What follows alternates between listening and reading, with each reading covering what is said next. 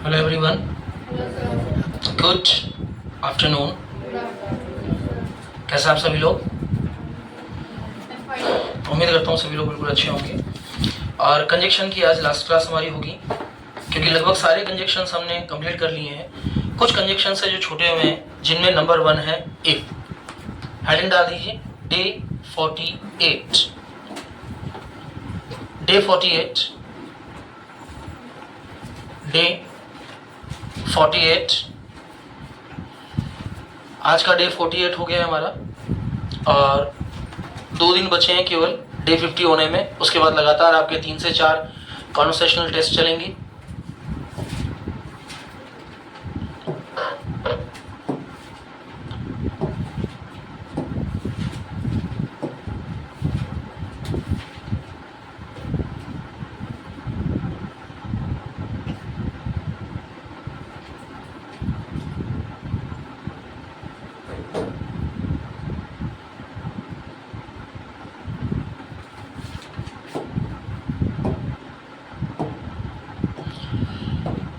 बात करें यदि कंजक्शंस की, तो कई सारे कंजक्शंस हम लोग पढ़ चुके हैं। ऐसी कोई क्लास नहीं है जहां कंजक्शन का कोई टॉपिक हमारे लिए यूजफुल ना हो।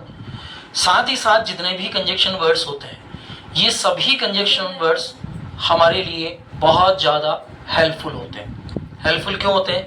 क्योंकि इन कंजक्शंस की सहायता से हम अपने सेंटेंसेस को उस लेवल तक प्रिपेयर कर सकते हैं जहां हमें बहुत सारी चीज़ों के रूप में प्रॉब्लम क्रिएट हो सकती है। वाक्यों को जोड़ते समय, वाक्यों को बनाते समय और वाक्यों को प्रिपेयर करते समय या वाक्यों को बोलते समय हमें कई प्रकार के कंजक्शंस का यूज़ करना होता है। इनमें से and, but, yet, even, though, although, as well, as soon, as far और इस तरह के लगभग 18 कंजक्शंस हम लोग क्लियर कर चुके थे। आज बारी है उन बचे हुए 3 से 4 कंजक्शंस की, जो कि हमारी इंग्लिश को शर्तिया इंग्लिश बना देती है। यानी कि एक ऐसी इंग्लिश जिसमें हम लोगों से किसी न किसी टॉपिक पर या किसी न किसी बात पर कोई शर्त लगा देते हैं, या फिर इन वाक्यों को हम कंडीशनल या शर्तिया वाक्यों के रूप में जानते हैं। तो पहली चीज कि शर्तिया वाक्य होते क्या है। सबसे पहली बात तो ये कि शर्तिया वाक्य होते क्या है। तो मैं बता दूं कि ऐसे वाक्य जिनमें हमें या तो बोलना पड़े यदि, या तो क्यों बोलना पड़े, या फिर हमें बोलना पड़े अगर, और इन दोनों ही कामों के साथ हमें यदि और अगर का कोई वाक्य बोलना पड़े, प्रिपेयर करना पड़े, तो ऐसे वाक्यों को हम कंडीशनल सेंटेंस या फिर शर्तिया वाक्यों के नाम से जानते हैं। अब इन वाक्यों की स्पेशलिटी क्या होती है कि इसमें एक कार्य करने के साथ साथ हमें कोई दूसरी शर्त बोल देनी होती है। जैसे अगर तुम पढ़ाई करोगे तो पास हो जाओगे। अब पास कब होंगे? तुम पास हो जाओगे। तो पास हो जाओगे के लिए मैंने कौन सी शर्त रखी, कौन सी कंडीशन रखी? Which condition? मैंने कौन सी ऐसी शर्त रखी जिससे आपको ये लगे कि हाँ मैं पास हो जाऊंगा अगर तुम पढ़ाई करोगे। तो यहां मैंने एक अगर शब्द जोड़ा, तो इस अगर और यदि को हम क्या कहेंगे? इफ। हम क्या कहेंगे? इफ। तो ये इफ कंजक्शन जो है, ये अगर और यदि इन दो वाक्यों के साथ अपने आप को लेकर आगे चलता है। यानी कि या तो हम कहेंगे अगर या फिर कहेंगे यदि। तो अगर और यदि है तो इनके कई प्रकार के वाक्य, जैसे यदि मैं वहां जाता, यदि मैं वहां जाता तो मैं उससे मिलता। यदि मैं वहां जाता तो उससे मिलता। अब मेरा वाक्य क्या है? यदि मैं वहां जाता तो उससे मिलता। बनाओ देखिए क्या हो सकता है ये। यदि मैं जाता, अब यहां जाता शब्द जो है ये किसको इंडिकेट करेगा? पास्ट को। तो मैं क्या बोलूंगा? If I went. अगर मैं वहां जाता तो उससे मिलता। अब उससे मिलता मतलब दूसरे वाले वाक्य के अंदर हमें सब्जेक्ट प्लस क्या बोलना पड़ेगा? वुड। और वुड मॉडल हो गया तो इसके बाद में क्या आ जाएगी? वर्ब की फर्स्ट फॉर्म। अब इसका पूरा स्ट्रक्चर देख लीजिए। सबसे पहले सब्जेक्ट, सब्जेक्ट से पहले क्या बोलेंगे, इफ, इसके बाद वर्ब की सेकेंड फॉर्म, इसके बाद वापस क्या आ जाएगा, सब्जेक्ट, इसके बाद क्या आ जाएगा, वुड, और वुड के बाद वर्ब की फर्स्ट फॉर्म। अब इस पूरे स्ट्रक्चर को एक बार बना के देखो। यदि मैं वहां जाता तो मैं उससे मिलता। यदि मैं वहां जाता तो मैं उससे मिलता। अब मेरा सेंटेंस क्या है यहां, यदि मैं वहां जाता तो मैं उससे मिलता। यदि मैं जाता तो मिलता ना, यदि मैं वहां जाता तो मिलता, तो यदि मैं जाता तो मिलता अगर सेंटेंस यहां है तो मैं यहां सबसे पहले क्या करूंगा, इफ आई वेंट देयर, वहां। अब क्या लिखूंगा मैं, आई, आई के बाद क्या बोलूंगा मैं, वुड, वुड के बाद क्या लिखूंगा मैं, मीट, और हिज या हिम या हर, जो भी आपके दिमाग में आ रहा है। अगर लड़का है तो हिम लगा देंगे, लड़की है तो क्या लगा देंगे, हर लगा देंगे। तो पूरा सेंटेंस क्या हो गया, if I went I would meet him. If I went I would meet him. क्या पहला सेंटेंस सबके समझ में आया? चलिए अगला वाक्य में बोलता हूं, अगर मैंने राम को देखा होता तो मैं तुम्हें बताता। अगर मैंने राम को देखा होता तो मैं तुम्हें बताता। If I saw Ram I would tell you. Is it clear? Is it clear और नॉट? अगर मैंने खाना खाया होता तो मैं खाना नहीं खाता।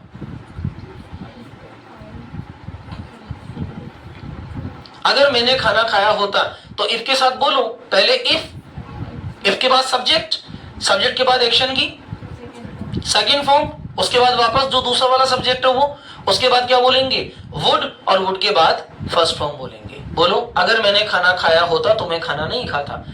इफ आई एट, बस एट बोल दो, फूड की जरूरत नहीं, एट का मतलब खाना खाना ही तो होता है। If I ate I would not eat. Is it clear? If I ate I would not eat. अगर पापा घर पे होते तो वो मुझे नहीं जाने देते।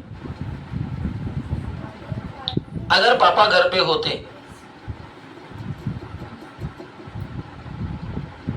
अगर पापा घर पे होते। If father was at home, कितना सरल है। If father was at home he would not let me go, वो मुझे जाने नहीं देते। चलो अगला, अगर मैं तुम्हारा दोस्त होता तो मैं तुम्हें 100 रुपए जरूर देता। अगर मैं तुम्हारा दोस्त होता तो मैं तुम्हें 100 रुपए जरूर देता। अब इसको बनाओ, if I you friend, if I was, if I was your friend. अगर मैं तुम्हारा दोस्त होता तो, होता तो वाली बात है। If I was your friend, अगर मैं तुम्हारा दोस्त होता तो, if I was your friend, तो मैं क्या करता, मैं तुम्हें 100 रुपए देता। I would give you 100 rupees. क्या यहां तक का क्लियर है? क्या यहां तक का क्लियर है? अगर मैं राजा होता तो गरीबों की मदद करता।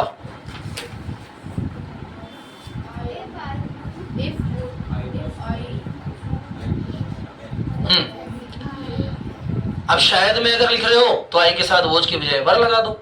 इन फ्यूचर अगर देख रहे हो, अगर मैं राजा होता तो आई के साथ क्या लगाया जा सकता है, वर लगाया जा सकता है। If I were the king I will help the poor, है ना, I will help the poor बोलेंगे ना, या आई वुड बोलेंगे। Tell me, we will speak will और वुड? विल। क्यों बोलेंगे? वुड बोला जाएगा। हमारा स्ट्रक्चर क्या कह रहा है, subject second form, subject would. चलो इजी वाक्य बनाओ थोड़ा सा, फिर चलेंगे। अगर बारिश होती तो हम घर पे रहते। अगर बारिश होती, इफ इट रेंट,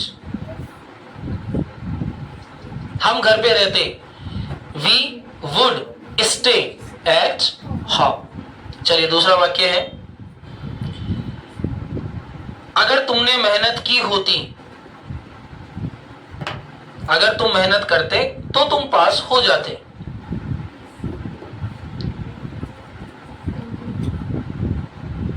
बोलो बोलो, if you work hard you past हो जाते। तो सेकंड फॉर्म में चला गया ना हुआ बात। थोड़ी देर 2 मिनट शांत रखो अपने आप को। इस टाइम में तुम जब आते हो ना घर से, तो तुम आधी नींद निकाल के, आधी टीवी देख के, चाय कॉफी लेके, और कई बार तो बहुत टेंशन में आते हो। फिर रिलैक्स, ध्यान दीजिए। इफ का मतलब होता है यदि। What is the meaning of the if? यदि। अब जो इफ वाले सेंटेंसेस होते हैं, इफ वाला स्ट्रक्चर होता है, वो बहुत इजी होता है।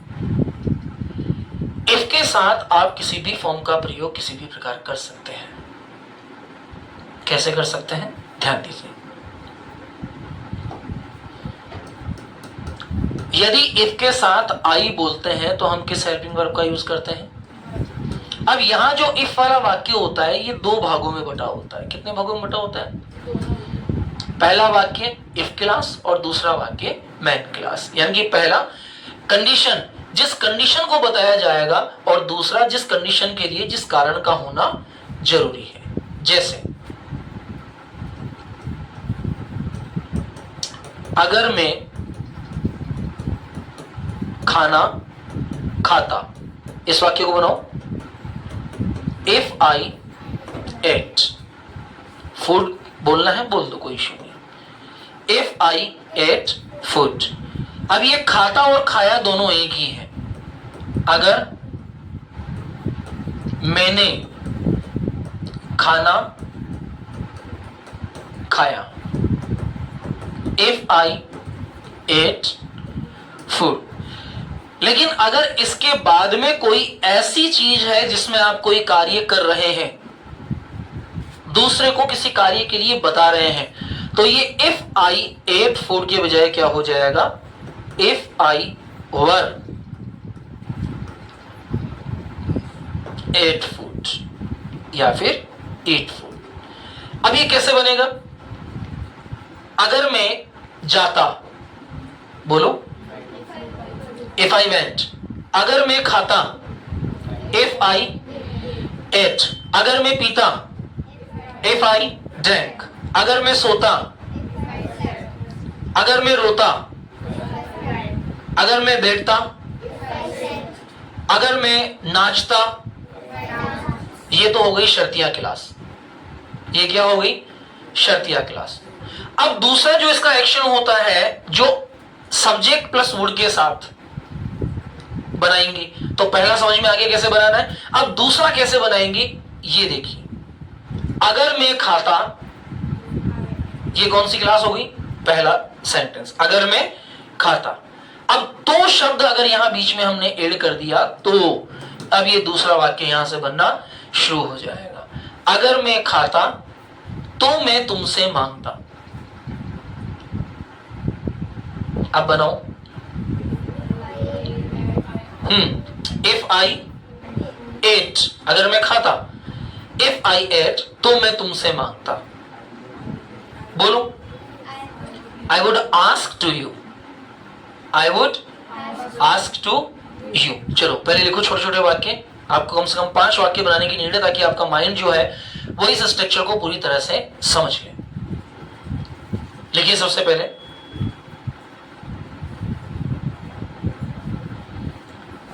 we use if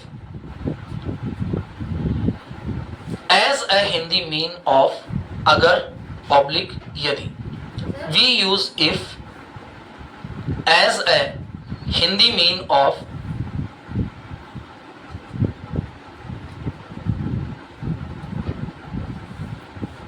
अगर ऑब्लिक यदि। हिंदी में लिखना है अगर ऑब्लिक यदि, अगर ऑब्लिक यदि। अब नीचे पहला वाक्य लिखिए,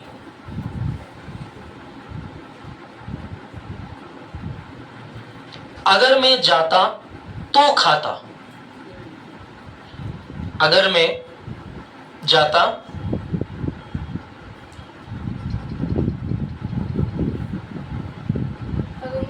तो खाता। ध्यान रखना, 3 तरह के वाक्य होते हैं इसके। ये पहला तरह का वाक्य है, अगर मैं जाता तो खाता। बनाओ इसको, if I went I would eat. If I went I would eat. अगर मैं खाता तो जाता। मान लेते हैं कोई व्यक्ति है जो चिकनाई की चीजें नहीं खाता है, तेल नहीं खाता है, तो उसने क्या कहा, अगर मैं खाता तो जाता। If I ate I would गो।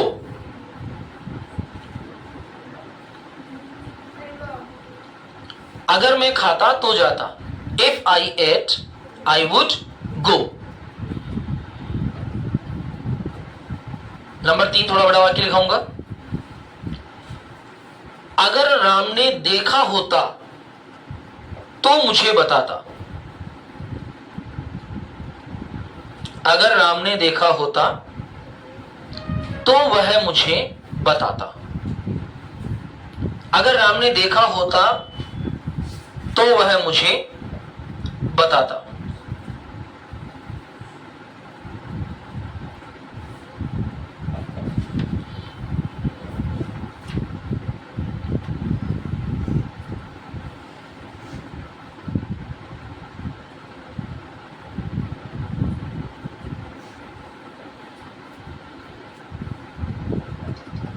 बनाइए, क्या बनेगा, if Ram saw he would tell me. अब आ गया समझ में, very good. If Ram saw he would tell me. एक लास्ट सेंटेंस लिखे इसका, और अगर पापा घर पर होते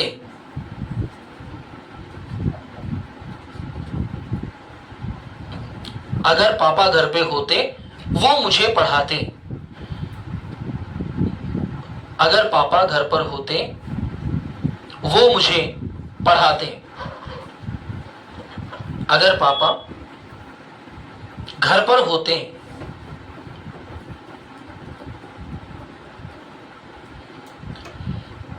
अगर पापा घर पर होते वो मुझे पढ़ाते। If my father was at home he would teach me. ये कौन सा सेंटेंस है, if my father was at home he would teach me. ये वाक्य कौन से हैं, ब्रैकेट में लिखो, अगर ये होता तो वो होता। ये सारे वाक्य कैसे हैं, अगर ये होता तो वो होता। इस तरह के सेंटेंस जिसके अंदर एक कार्य अगर ये होता तो दूसरा कार्य वो होता। अब नंबर 2 लिखो। अब नंबर 2 क्या होगा, अगर ये हुआ होता तो वो हो चुका होता। नंबर 2 में क्या, अगर ये हुआ होता तो वो हो चुका होता। ये दूसरे प्रकार के वाक्य जिसमें एक कार्य होता तो दूसरा कार्य हो चुका होता। नहीं, सेकंड वाला पॉइंट लिखना है। 3 प्रकार के वाक्य होते हैं। पहले प्रकार के वाक्य में क्या होता है, अगर ये होता तो वो होता। जैसे अगर मेरे पापा होते तो मुझे पढ़ाते, अगर मैं बाजार जाता तो तुम्हें बताता, अगर तुम आते तो मैं तुम्हें पढ़ाता, अगर तुम मेरे साथ चलते तो मैं तुम्हें कुछ खिलाता। तो ऐसा होता तो ऐसा होता। ये है पॉइंट 1 सेंटेंस। अब है पॉइंट 2 सेंटेंस। पॉइंट 2 लिखिए, अगर ये हुआ होता तो वो चुका होता। अब इसमें सारे काम ऐसे होंगे जिसमें ऐसा हुआ होता तो ऐसा हो चुका होता। नंबर 2 लिखो, अगर ये हुआ होता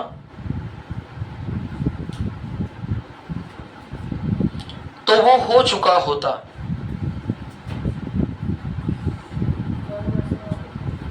अगर ये हुआ होता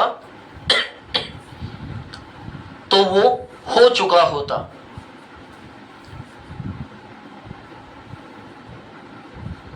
अब ऐसे वाक्य कैसे बोलते हैं, जैसे अगर मैं गया होता तो उससे मिल चुका होता।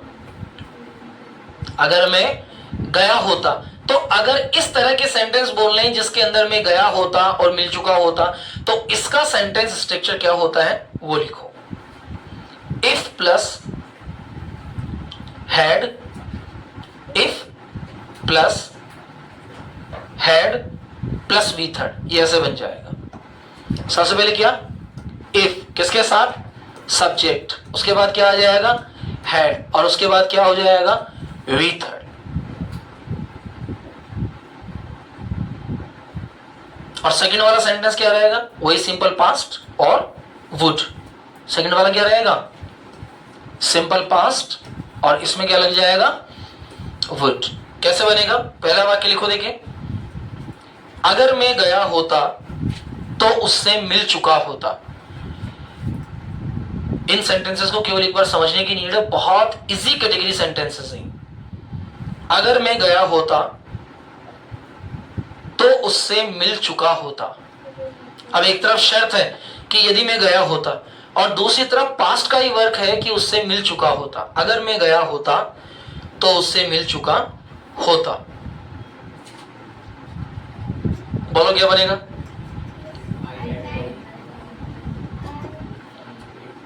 इफ आई हैड गॉन,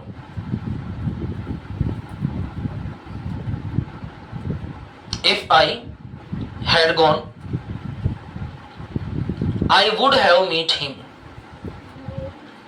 ये वाली इंग्लिश होती है जो मैं समझ नहीं आती। If I had gone I would have meet him. एक वाक्य मैंने दोनों लिखवा दिए, हिंदी और इंग्लिश। अब दूसरा वाक्य मैं बिल्कुल नहीं बताऊंगा, आपको अपने आप बनाना है, और वन बाय वन सबसे पूछूंगा, सबका क्लियर होना चाहिए। अगर उसने खाना खा लिया होता या खाना खाया होता, अगर उसने खाना खाया होता, सीनियर्स भी बनाएंगे, अगर उसने खाना खाया होता, अगर उसने खाना खाया होता तो मुझे बता चुका होता।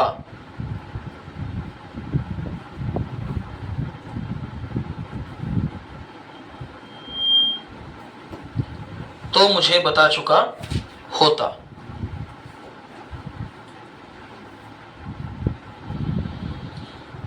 प्रिपेयर कीजिए। If he had eaten food, पहला क्या हो गया,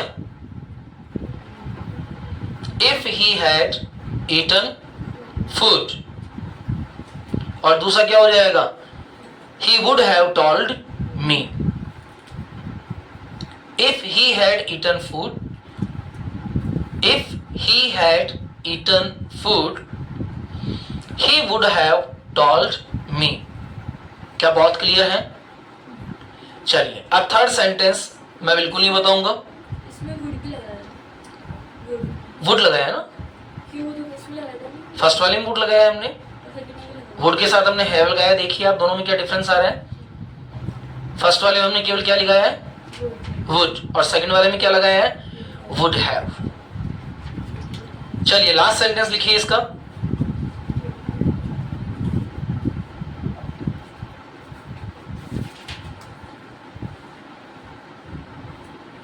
अगर मैं वहां होता तो मैं ये कर चुका होता।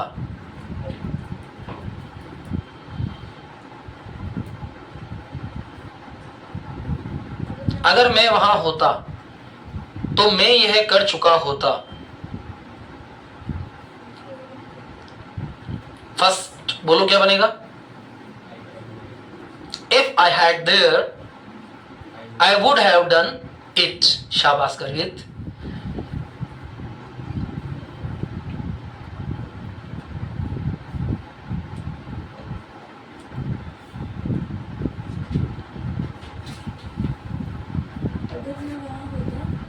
अगर मैं वहां होता तो मैंने ये कर लिया होता, कर चुका होता। तो मैं ये कर चुका होता। Is it clear? सारे सेंटेंसेस क्लियर हैं? चलिए नंबर 3 डाल दीजिए, इफ का थर्ड पॉइंट। अगर ये होगा तो वो होगा।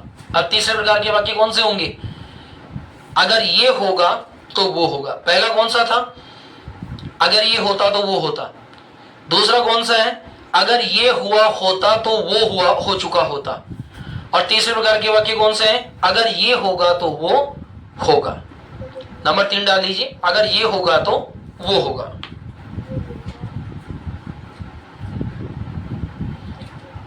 अगर मैं आया तो तुमसे मिलूंगा।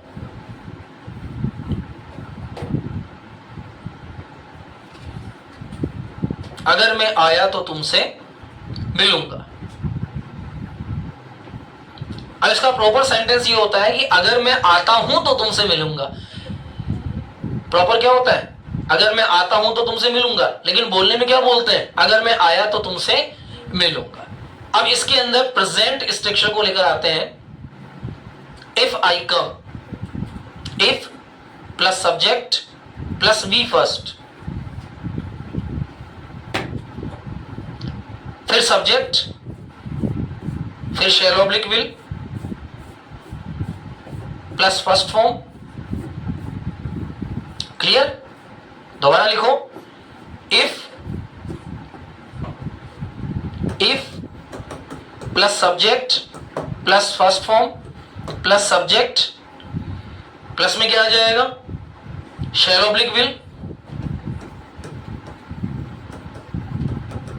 प्लस में वापस वर्ब की फर्स्ट फॉर्म और प्लस में ऑब्जेक्ट। बिल्कुल सिंपल रूल है। अगर मैं आया तो तुमसे मिलूंगा। If I come I will meet you.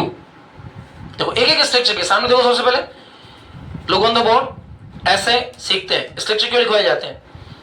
If I come, first form आ गई, ये हो गया इफ, ये हो गया आई, फर्स्ट फॉर्म क्या हो गई? कम, ये हो गया सब्जेक्ट आई, ये हमने क्या बोल दिया? विल, और वर्ब की फर्स्ट फॉर्म क्या हो जाएगी? मीट, और ऑब्जेक्ट क्या हो गया? You. If I come I will meet you. अगर ऐसा होगा तो वैसा होगा। अगर मैं आया तो तुमसे मिलूंगा, नहीं आया तो क्या मिलूंगा? तो फ्यूचर इंटेंशन के अंदर अगर ऐसा है तो पहला प्रेजेंट और दूसरा फ्यूचर। अगर राम नहीं आएगा तो मैं भी नहीं आऊंगा। अब लिखना मत, इसको लिखना मत, यहां बनाना। अगर राम नहीं आएगा तो मैं भी नहीं आऊंगा। सेंटेंस क्या है? अगर राम नहीं आएगा तो मैं भी नहीं आऊंगा। अब ढूंढो इसके अंदर। सबसे पहले क्या लिखना है? इफ, उसके बाद क्या लिखना है? सब्जेक्ट, उसके बाद क्या लिखना है? वर्ब की फर्स्ट फॉर्म, उसके बाद क्या लिखना है? सब्जेक्ट, उसके बाद क्या लिखना है? बोलो बोलो बोलो। विल लगा दो। उसके बाद क्या लिखना है? वापस वर्ब की, और उसके बाद क्या हो जाएगा? अब इसको देखो कि इफ, तो ये मैंने लिख दिया इफ। पहला सब्जेक्ट कौन है? राम, ये लिख दिया मैंने राम। नहीं आएगा, अब प्रेजेंट के साथ डू डज लगाएंगे तो क्या बोलेंगे? Does not come. तो हमारा वाक्य क्या हो गया? If Ram does not come. अब दूसरा सब्जेक्ट क्या है? आई, आई के साथ क्या होगा? विल, विल के साथ क्या लग जाएगा? नॉट, नॉट के बाद क्या आ जाएगा? कम। अगर मैं विल नॉट नहीं लिखना चाहता तो मैं इसको क्या लिख सकता हूं? वांट। अब मेरा पूरा सेंटेंस क्या हो गया? If Ram does not come I want come. Clear है? अगर पापा नहीं खाएंगे तो मैं भी नहीं खाऊंगा। अगला वाक्य यहां बनाना। अगर पापा नहीं खाते हैं तो मैं भी नहीं खाऊंगा। ये सबसे ज्यादा काम आने वाले वाक्य होते हैं। पहला और दूसरा स्ट्रक्चर 0.1% काम आता है, ये 99 काम आता है। अगर पापा नहीं खाते हैं तो मैं भी नहीं खाता हूं, तो क्या बनेगा? If father does not eat I will not eat. क्या ये समझ में आ गया? If father does not eat I will not eat. अगर तुम नहीं बुलाओगे मैं नहीं आऊंगा। अब इस तरह के सेंटेंस बोलने पड़ते हैं ना। अगर तुम नहीं बुलाओगे मतलब ऐसा नहीं होगा तो वैसा भी नहीं होगा, और ऐसा होगा तो वैसा होगा। अगर पॉजिटिव है तो दोनों पॉजिटिव, नेगेटिव है तो दोनों नेगेटिव, है ना। कई बार नक्टा बनने की कोशिश करते हैं तो पहला पॉजिटिव दूसरा नेगेटिव, पहला नेगेटिव दूसरा पॉजिटिव। तुम नहीं बुलाओगे तो ही मैं आऊंगा। अब पहला कौन सा हो गया? नेगेटिव, और दूसरा कौन सा हो गया? पॉजिटिव। तुम मुझे पैसे नहीं दोगे तो भी ले लूंगा, तुम मुझे फोन नहीं करोगे तो मैं तुम्हें फोन कर दूंगा। तो ऐसे सेंटेंस जिसके अंदर एक सेंटेंस पॉजिटिव हो सकता है और दूसरा क्या हो सकता है? नेगेटिव। लेकिन यहां वाक्य क्या है? यहां वाक्य है अगर पापा नहीं खाते हैं तो मैं भी नहीं खाऊंगा, यानी कि पहला सब्जेक्ट कोई काम नहीं कर रहा है तो ये क्या है? शर्त। और शर्त की कंडीशन हमने रिजल्ट क्या लिखा? ये वाला। तो ये तो हो गया शर्त और ये हो गई शर्त का रिजल्ट। तो ऐसे सेंटेंसेस जिनके अंदर एक वाक्य में कोई शर्त बताई गई हो, अगर ऐसा होगा, अगर ऐसा नहीं होगा, और दूसरे वाक्य में उसी शर्त का परिणाम बताया गया हो, तो ऐसे वाक्यों को बोलने के लिए हम किसका यूज करते हैं? इफ का यूज करते हैं। किसका यूज करते हैं? अगर तुम जूस पियोगे तो मैं भी जूस पीऊंगा। If you will take juice I will also take juice. अगर तुम डांस करोगे तो मैं भी डांस करूंगा। इफ यू विल डांस या इफ यू डांस, प्रेजेंट में बोलो। अगर तुम डांस करते हो, अब मैं प्रेजेंट में बोल रहा हूं, अगर तुम डांस करते हो तो मैं भी डांस करूंगा। If you dance I will dance. अगर तुम गोलगप्पे खाते हो तो मैं भी गोलगप्पे खाऊंगा। खाते हो पहला प्रेजेंट स्ट्रक्चर हो गया, और दूसरा क्या हो गया? फ्यूचर स्ट्रक्चर हो गया। तो दोनों सेंटेंसेस क्या बन गए? If you eat water balls I will also eat water balls. क्या इफ का सेक्शन क्लियर है? Is there any problem in if? जल्दी से बोलिए, कहीं अगर कोई दिक्कत है तो क्लियर कीजिए, और दिक्कत नहीं है तो नंबर 2 डाल दीजिए आज के डे 48 का, अदरवाइज और else. Otherwise OTHERWISE, OTHERWISE,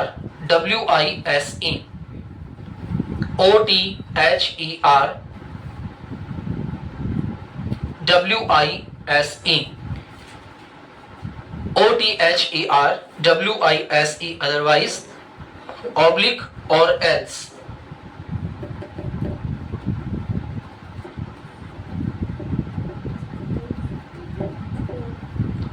otherwise, oblique और एल्स। OTHERWISE, अदरवाइज या फिर और एल्स। अब इसका मतलब क्या होता है? नहीं तो वरना। इसका मतलब क्या होता है? नहीं तो या फिर वरना। दोनों शब्दों के अर्थ लगभग एक जैसे होते हैं। नहीं तो, या तो हम बोल सकते हैं नहीं तो, या फिर बोलेंगे वरना।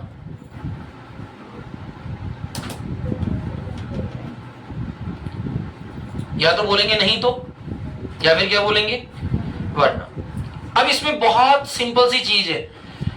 पहला वाक्य जैसे ही खत्म होता है आप अदरवाइज बोल दीजिए। पहला वाक्य जैसे ही खत्म होता है आप और एल्स बोल सकते हैं। जैसे पहला सेंटेंस में बोल रहा हूं अदरवाइज का, मैं मेहनत करूंगा वरना मैं फेल हो जाऊंगा। एक ही बार में समझ में आ जाएगा, इतना इजी होता है अदरवाइज। मैं मेहनत करूंगा वरना मैं फेल हो जाऊंगा। I will study hard otherwise I will fail. तुम्हें 2 घंटे पढ़ना ही होगा वरना मैं तुम्हें खाना नहीं दूंगा। तुम्हें 2 घंटे पढ़ना ही होगा, must. You must study 2 hours, otherwise I will not give you food. Clear है? अदरवाइज क्लियर है? इसके एग्जांपल्स बोल सकते हैं हम, इसके एग्जांपल्स कर सकते हैं। चलिए ठीक है, अदरवाइज के एग्जांपल्स सबसे पहले लिखिए, यूज ऑफ अदरवाइज।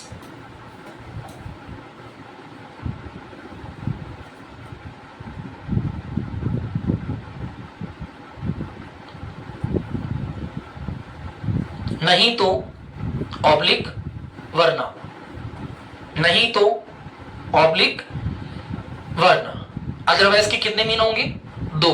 या तो हम नहीं तो के अर्थ में लिखेंगे और या फिर हम वहां वरना के अर्थ में इसको लिखेंगे। चलिए पहला वाक्य लिखिए इसका। वहां मत जाओ नहीं तो पापा तुम्हें डांटेंगे। वहां मत जाओ वरना पापा तुम्हें डांटेंगे। ऑर्डरेबल सेंटेंस है, डू नॉट से बनेगा। वहां मत जाओ वरना पापा तुम्हें डांटेंगे। बनाओ। Don't go there otherwise father will scold you. अगर सभी ने ये बनाया है इसका मतलब समझ में आ गया है।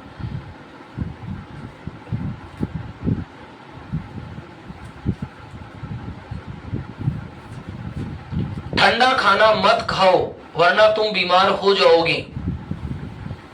ठंडा खाना मत खाओ वरना तुम बीमार हो जाओगे। मोस्टली ऑर्डरेबल सेंटेंसेस के लिए इसका प्रयोग किया जाता है। ठंडा खाना मत खाओ वरना तुम बीमार हो जाओगे।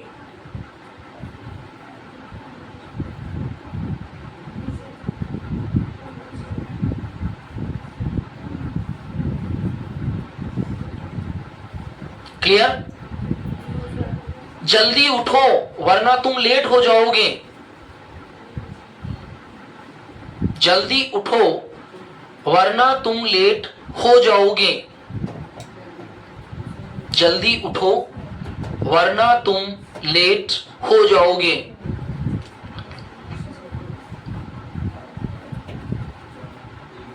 जल्दी उठो वरना तुम लेट हो जाओगे। चलिए बनाइए, क्या बनेगा वाक्य? जल्दी उठो वरना तुम लेट हो जाओगे। क्या बनाया? Very good. Wake up early otherwise you will get late. तुम लेट हो जाओगे। लेट के साथ गेट का प्रयोग कर सकते हैं। अपना काम समय पर पूरा करो वरना बॉस गुस्सा होंगे। ऑर्डरेबल सेंटेंस है। अपना काम समय पर पूरा करो वरना बॉस गुस्सा होंगे।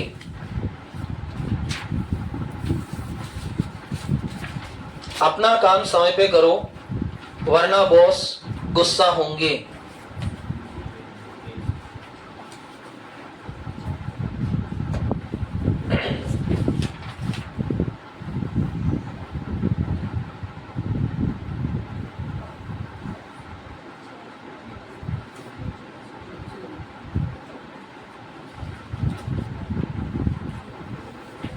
बोली क्या बनेगा sentence? He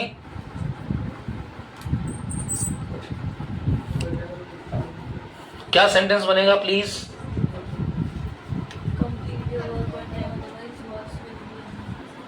complete your work otherwise boss will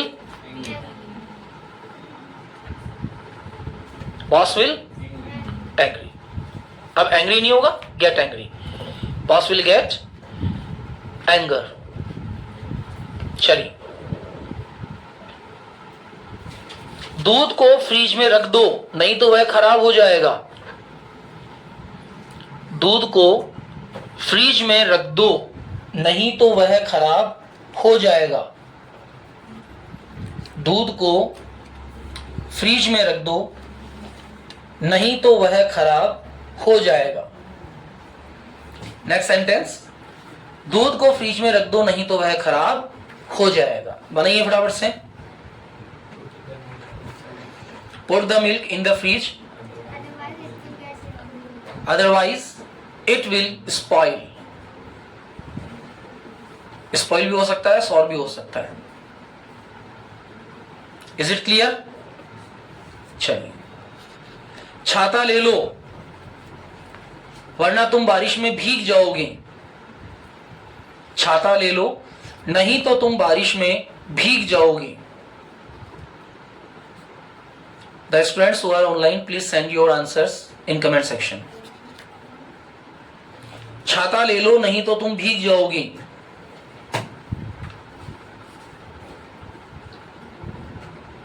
Now speak out. Take the umbrella, otherwise you will get wet. Take an umbrella, otherwise you will get wet.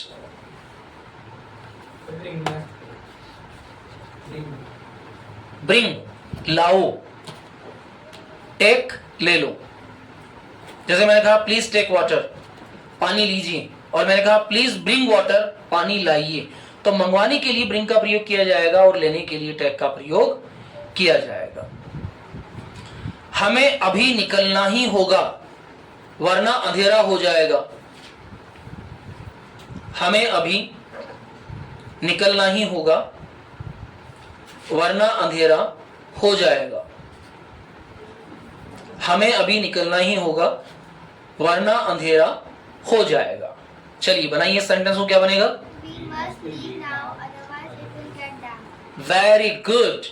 We must leave now, otherwise it will get dark.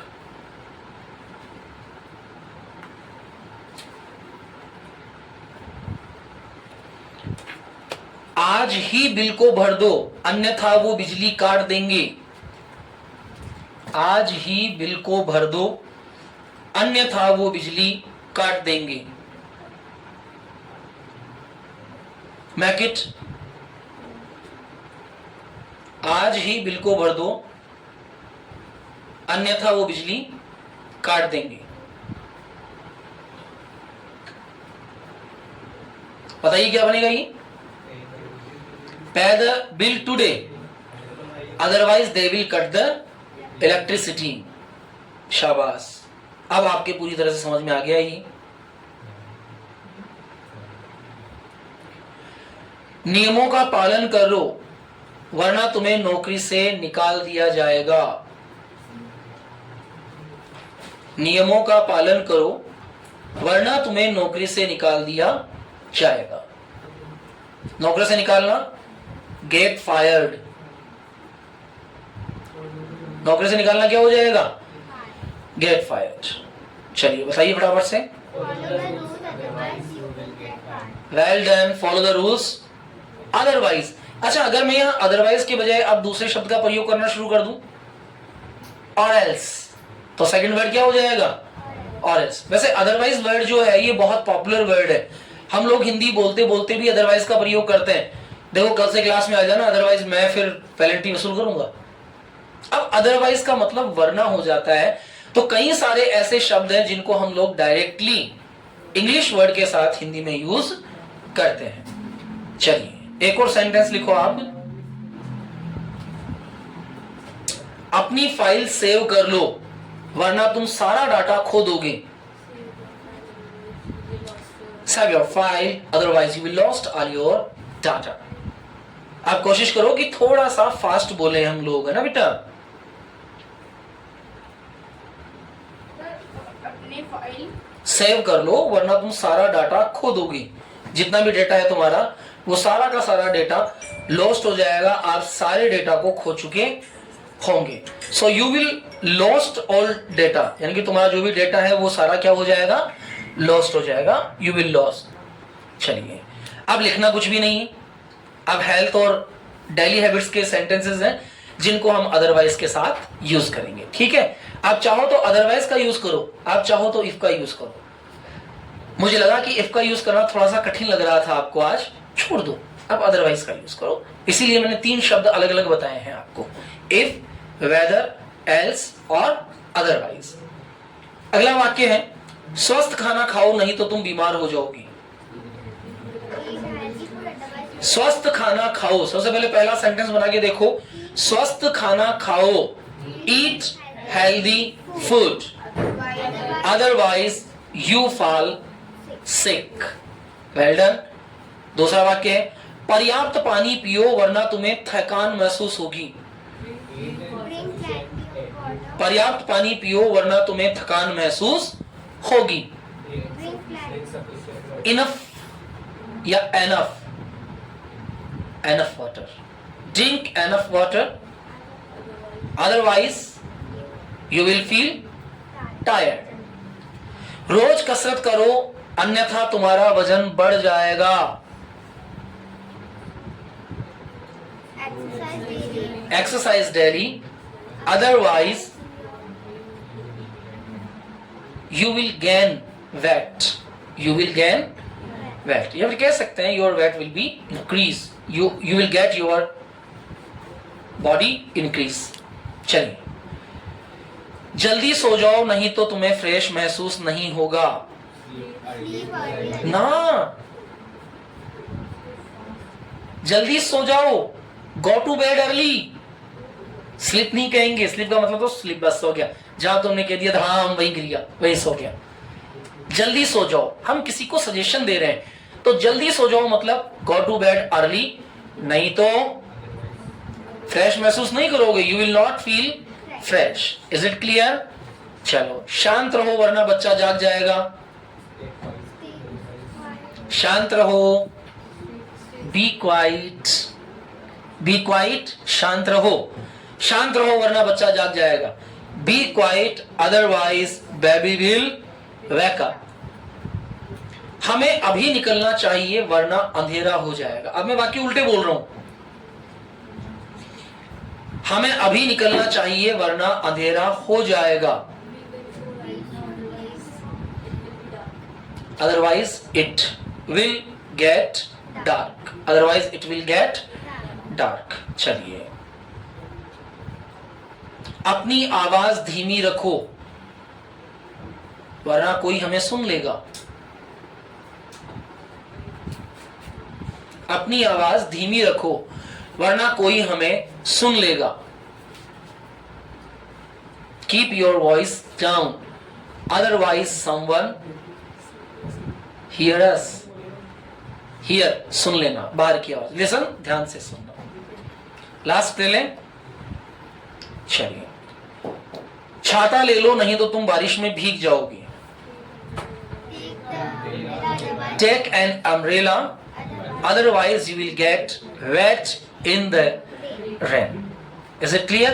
चलिए, अब लिखिए last.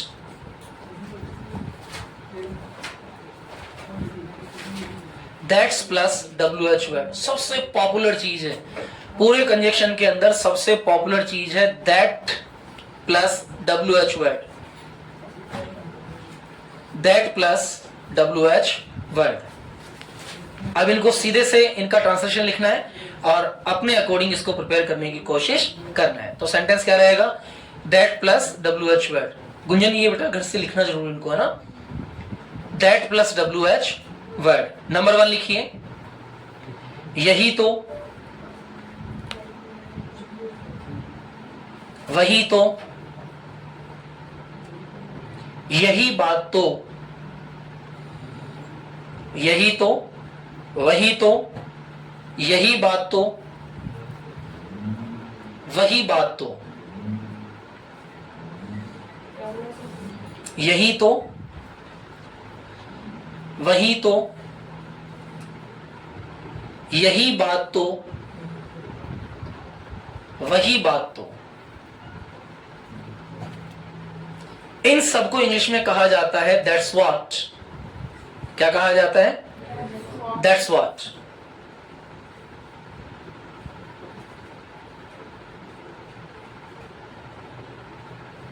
क्या कहेंगे?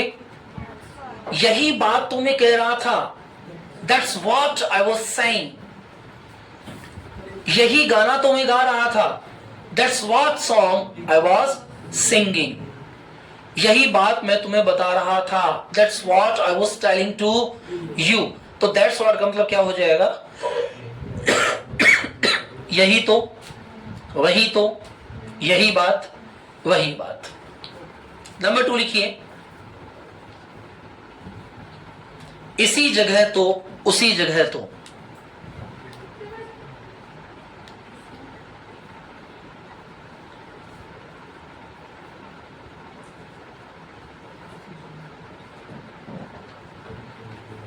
इसी जगह तो, उसी जगह तो. अब इसी जगह तो उसी जगह तो को इंग्लिश में क्या कहा जाएगा? That's where. यही तो मैं खाना खा रहा हूं। That's where I am eating food. यही तो मैं सो रहा हूं। That's where I am sleeping. यही तो मैं सोया। That's where I slept. यही तो मैं गया।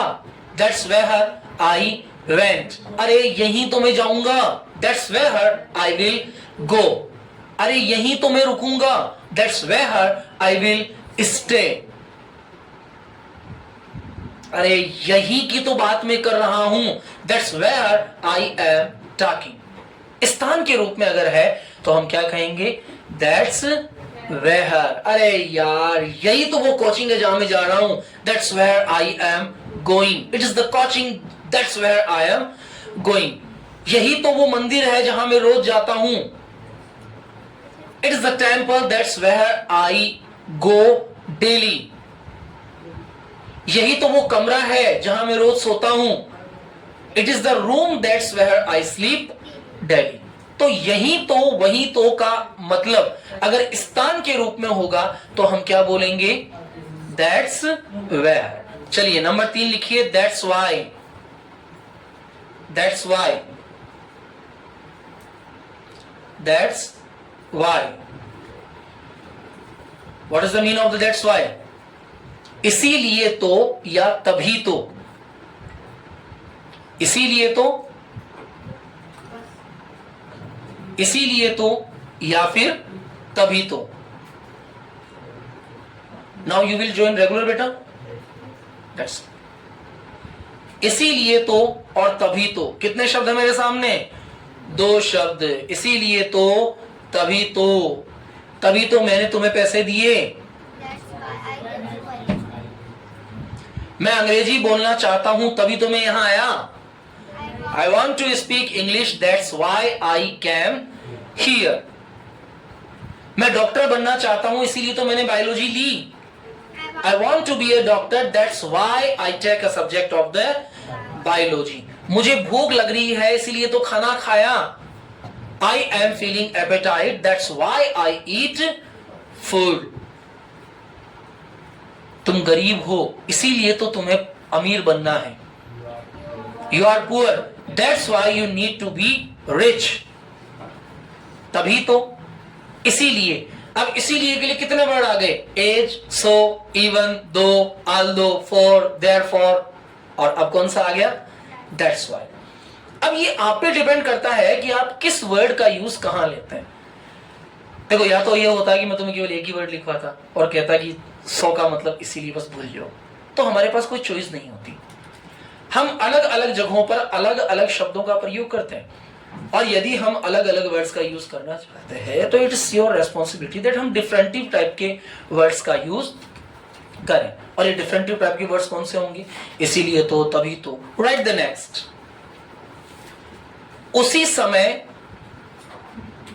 तभी तो। ये टाइम के अर्थ में होगा, ध्यान रखना। ये सब में आ रहा है तभी तो, कभी तो, लेकिन सबका मीन अलग अलग है।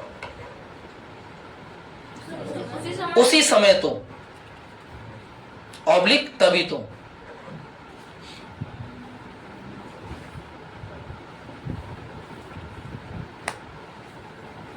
मैं तभी तो आया। That's when I came. तुम खाना खा रहे थे, मैं तभी तो आया। You were eating food, that's when I came. तुम सो रहे थे, तभी तो मैंने खाना खाया। You were sleeping, that's when I ate food. समझ में आ गया? तो समय के अर्थ में अगर उसी समय या तभी तो हम किसका यूज करेंगे? That's when का यूज करेंगे। ठीक है ना? क्लियर हो जाएगा? पापा ने मुझे बुलाया, उसी समय मैं वहां गया। Father called me, that's when I went there. चलिए नेक्स्ट लिखिए। That's who. That's who. Oblique whom. उसी को, उसी को ब्रैकेट में लिख देना सजीव। दैट्स हु और हुम का प्रयोग किसके साथ करते हैं? सजीव के साथ। अगर लिविंग क्रिएचर की बात हो रही है,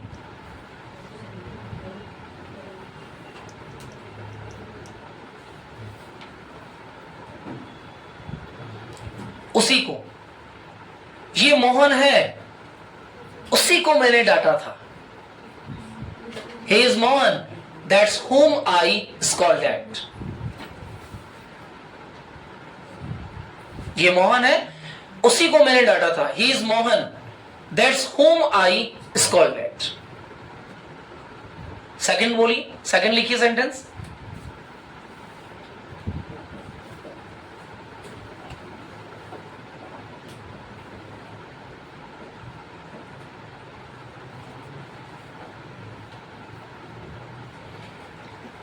मैंने उसी लड़की को तो पेन दिया था। I gave you pen. Yes.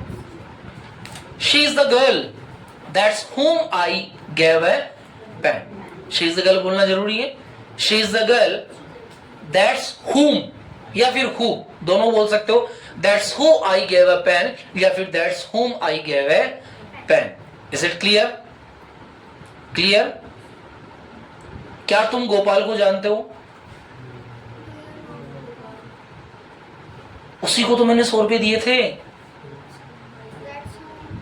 Do you know Gopal? That's whom I gave 100 rupees.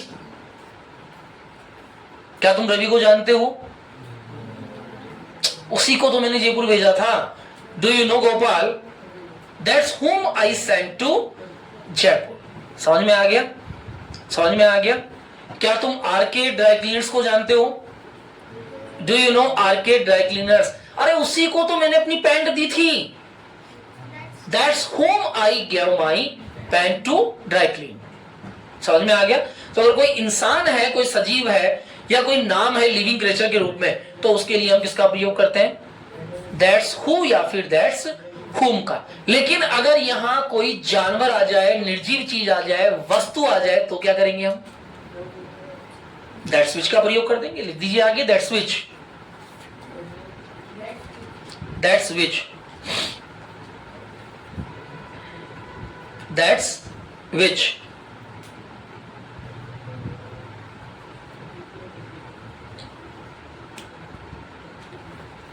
इसी तरह तो, इसी तरह से, इसी तरह तो, इसी तरह से, इसी तरह तो, इसी तरह से।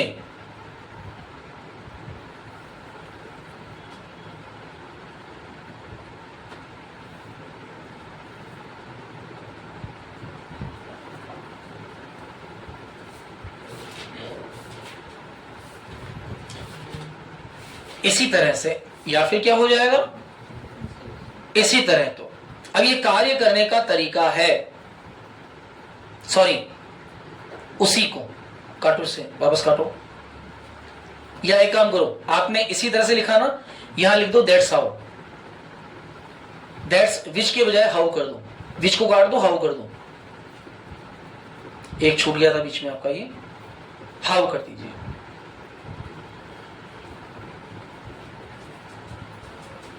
क्लियर हो गया? अब दैट्स हाउ का मतलब हो जाएगा इसी तरह से या इसी तरह तो। इसी तरह तो मैंने तुम्हें बुलाया, that's how I call you. इसी तरह तो मैंने नया मकान बनाया, that's how I build a new. इसी तरह मैंने खाना बनाया, that's how I cook food. इसी तरह मैंने इंग्लिश बोलना सीखा, that's how I learn how to speak English. तो जब कोई व्यक्ति या जब आप किसी बात के बारे में किसी तरह से, इसी तरह से का उच्चारण करना चाहते हैं, तो हम वहां किसका यूज करेंगे? दैट्स हाउ का। और दैट्स विच का यूज अब नीचे लिख दो, दैट्स विच निर्जीव चीजों के लिए। दैट्स विच क्या हो जाएगा? निर्जीव चीजों के लिए।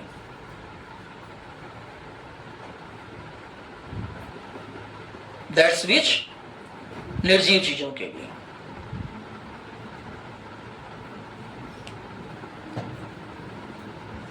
यही तो वो बिल्ली है जिसको मैंने खो दिया था। It is the cat that's which I lost. तो बिल्ली क्या हो गई? जानवर हो गई, एनिमल हो गई, निर्जीव चीजों हो गई। तो निर्जीव चीजों के लिए, जानवर के लिए, वस्तुओं के लिए हम किसका प्रयोग करते हैं? दैट्स विच का। और इस तरह आज आपके कंजक्शनल कंप्लीट हुए हैं। कल हम लगभग 100 एग्जाम्पल्स लिखेंगे, सीखेंगे, समझेंगे from the first conjunction to the last conjunction. और कल के बाद हमारी कंजक्शन की क्लास पूरी तरह से क्लियर हो जाएगी। Okay, so all the online members, thanks for class and nice to meet you.